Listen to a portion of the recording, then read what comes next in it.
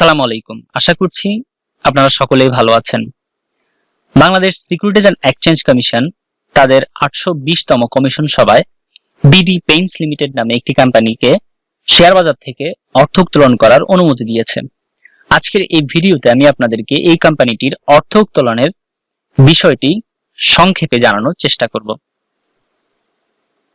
BD Paints limited share বাজার থেকে total 12 কোটি টাকা অর্থ উত্তোলন করবে এবং এই 12 কোটি টাকা অর্থ উত্তোলন করার জন্য তারা টোটাল 1 কোটি 20 লক্ষ সাধারণ শেয়ার ইস্যু করবে, যেখানে প্রত্যেকটি শেয়ারের মূল্য থাকবে 10 টাকা করে।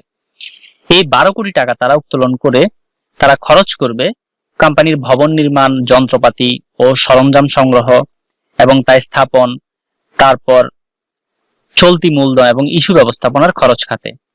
এই কোম্পানিটির 1 জুলাই 2020 হতে 30 জুন 2021 সালের আর্থিক বিবরণী অনুযায়ী কোম্পানিটির শেয়ার প্রতি আয় বা ইপিএস হচ্ছে 0.97 টাকা এবং নেট সম্পদ মূল্য বা নেট অ্যাসেট ভ্যালু পার শেয়ার হচ্ছে 15.98 টাকা। এই কোম্পানিটির ইস্যু ব্যবস্থাপনার কাজে নিয়োজিত থাকবে প্রাইম ব্যাংক ইনভেস্টমেন্ট লিমিটেড এবং CAPM advisory limited.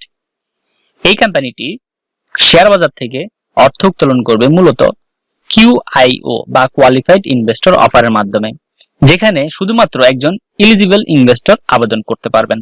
Eligible investor ছাড়া অন্য কেউ এখানে আবেদন করতে পারবেন না। এলিজিবল ইনভেস্টর হিসেবে আবেদন করার জন্য কি কি প্রয়োজন সে সম্পর্কে আমার এই চ্যানেলে একটি ভিডিও রয়েছে, চাইলে আপনারা ভিডিওটি দেখে নিতে পারেন। তো আজকের এই ভিডিওটি এখানেই শেষ করছি। সকলেই ভালো থাকবেন, নিরাপদ থাকবেন, সুস্থই থাকবেন। আসসালামু আলাইকুম।